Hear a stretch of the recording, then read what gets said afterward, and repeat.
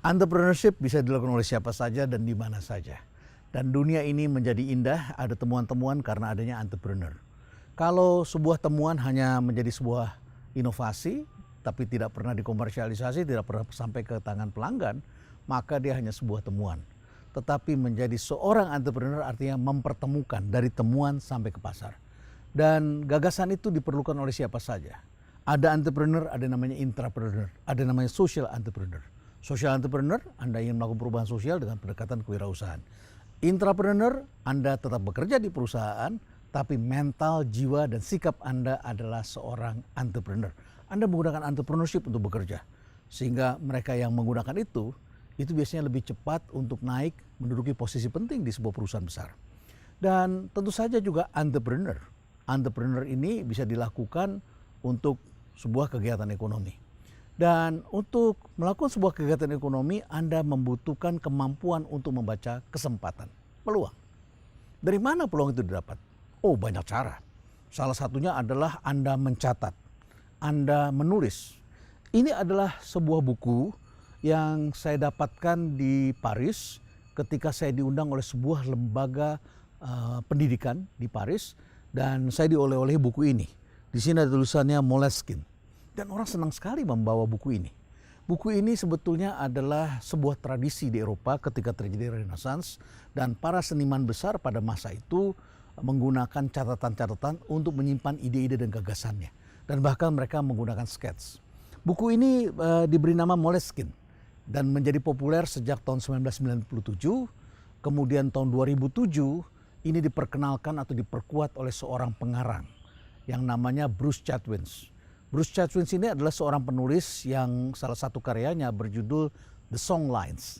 Nah, di dalam The Songlines itulah dia bercerita tentang buku ini dan menyebut nama Moleskine. Sejak itu buku ini kemudian dikomersialisasikan dan banyak orang memakainya. Tetapi saya ingin bercerita secara spesifik apa yang telah terjadi dengan buku ini pada banyak penemu di seluruh dunia. Salah satunya adalah seorang lulusan sebuah kampus yang mengambil program studi di bidang desain grafis. Ini adalah dua orang.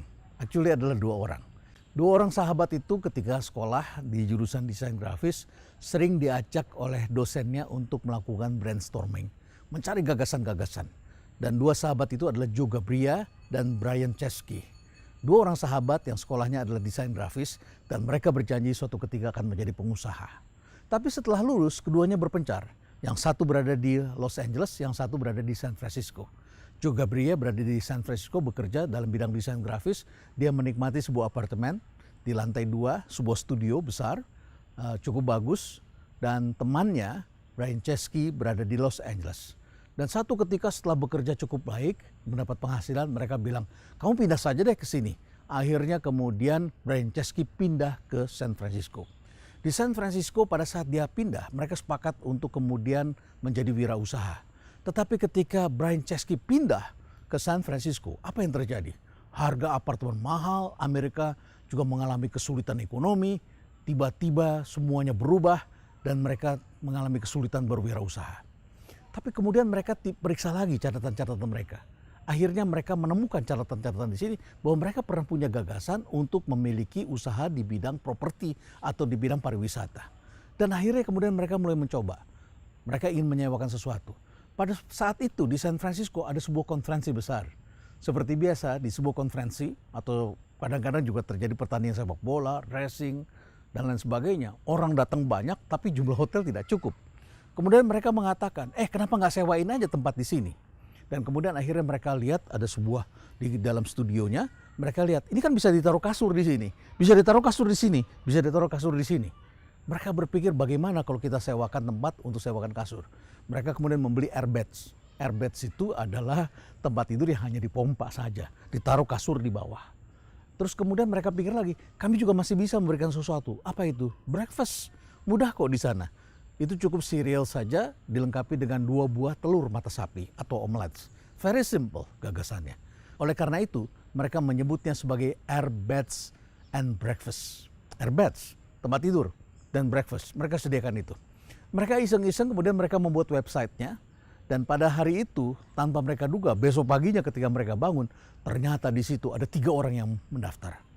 Pasti Anda menduga kalau orang mau sewa tempat tidur di dalam sebuah kamar besar yang hanya airbed saja, ditambah dengan breakfastnya, barangkali ini adalah fresh graduates yang nggak punya uang, atau orang-orang yang hidupnya sangat sederhana. Mereka mengatakan keliru. Ternyata itu juga para profesional. Ada toh orang yang mau nyewanya cuma di situ harganya sedikit lebih murah. Katakanlah kalau di luar itu harga sewanya adalah kira-kira $200, mereka hanya sewakan $80. Mereka dapat 3 pelanggan. Disitulah gagasan itu mulai timbul menjadi kenyataan. Dan akhirnya kemudian mereka berkembang dan mereka mencoba menyewakan lagi di tempat lain. Mereka melihat ada konvensi Partai Demokrat yang dilakukan di Colorado, di Denver. Disitulah datang 100.000 orang tetapi kamar yang ada hanya 40.000 orang. Mereka coba umumkan. Tetapi ternyata peminatnya tidak banyak. Akhirnya mereka robah lagi. Disitulah pentingnya kemampuan entrepreneurship. Mereka kemudian mencari jalan supaya dapat cash flow. Yang mereka lakukan saat itu adalah mereka membuat cereal. Mereka tidak membuat, tetapi mereka hanya membuat kemasannya. Karena di situ ada 2 calon presiden. Dari Partai Republik namanya McCain, dan dari Partai Demokrat itu namanya adalah Obama. Mereka bikin cereal Obama, mereka bikin cereal McCain, mereka bikin jinglesnya. McCain ketika dijual cerealsnya tidak laku, tetapi Obama O's cereal itu laku.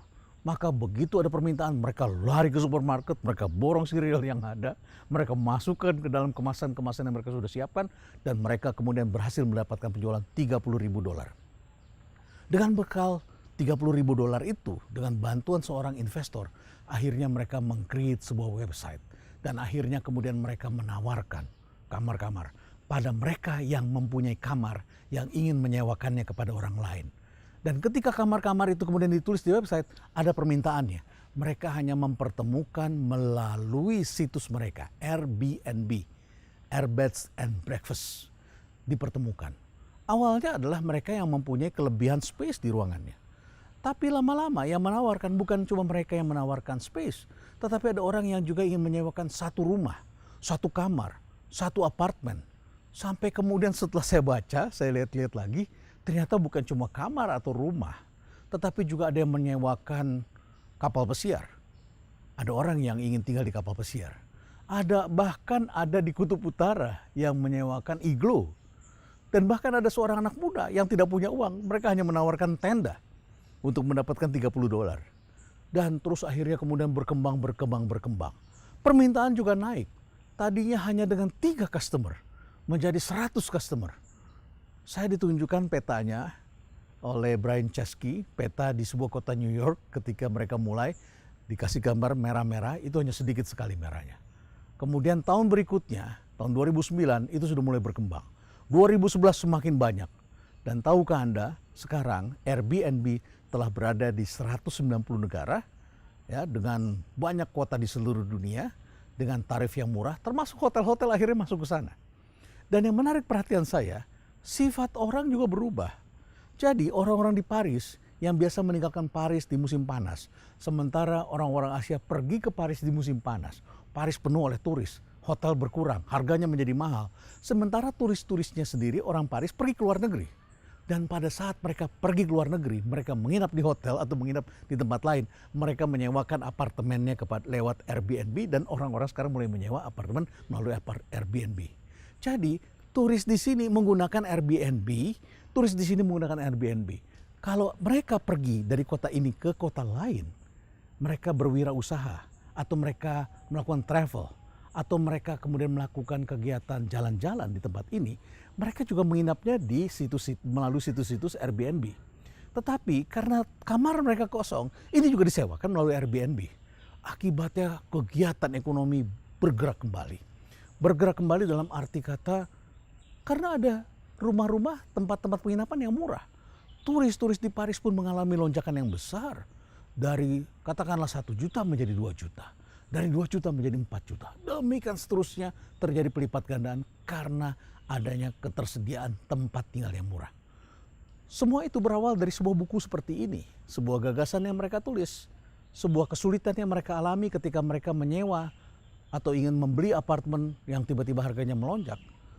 Ada sebuah kesempatan yang mereka uji, 3 orang tiba-tiba datang, ada sebuah situs yang mereka bikin, Dan ada kesulitan ketika mereka menjual pada sebuah konvensi di mana tidak berhasil, tapi mereka kemudian beradaptasi, mereka kemudian menjual serial, dan akhirnya mereka dapat uang, kemudian mereka bikin situs yang besar, dan pada tahap awal itu ternyata penyewanya hanya orang-orang yang ingin tinggal berbagi space.